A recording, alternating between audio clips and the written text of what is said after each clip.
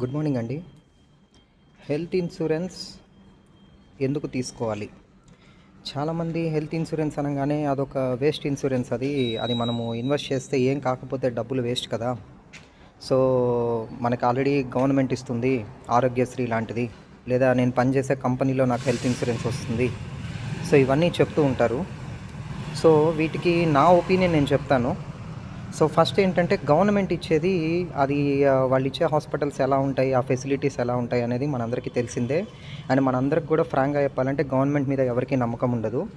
Only మాట్లాడతారు, కానీ అవసరం వచ్చినప్పుడు గవర్నమెంట్ని ఎవరు నమ్మరు. First point. సో అందుకని గవర్నమెంట్ ఇచ్చే ఫెసిలిటీస్ కూడా అంతంత మాత్రంగానే మనకి లో క్వాలిటీ ఉంటాయి. మనకు మంచి ట్రీట్మెంట్ కావాలి అంటే హెల్త్ ఇన్సూరెన్స్ తీసుకోవాలి. రెండోది, ఎంప్లాయీస్.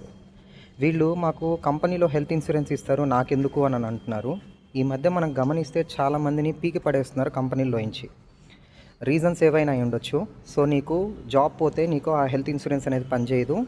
ఆ రోజు ఒకవేళ నీకు ఏదైనా హెల్త్ ఇష్యూస్ కానీ ఉన్నాయి అని అంటే నువ్వు ఏ హెల్త్ ఇన్సూరెన్స్ కంపెనీకి వెళ్ళి నువ్వు విడిగా కొనుక్కుందామని అనుకున్నా నీకు హెల్త్ ఇన్సూరెన్స్ ఒకటి చాలా ఎక్కువ కాస్ట్లో దొరుకుతుంది, రెండు మ్యాక్సిమం కేసెస్లో ఇవ్వకపోవచ్చు, ఎందుకంటే నీకు ఆల్రెడీ ప్రాబ్లమ్స్ ఉన్నాయి కాబట్టి.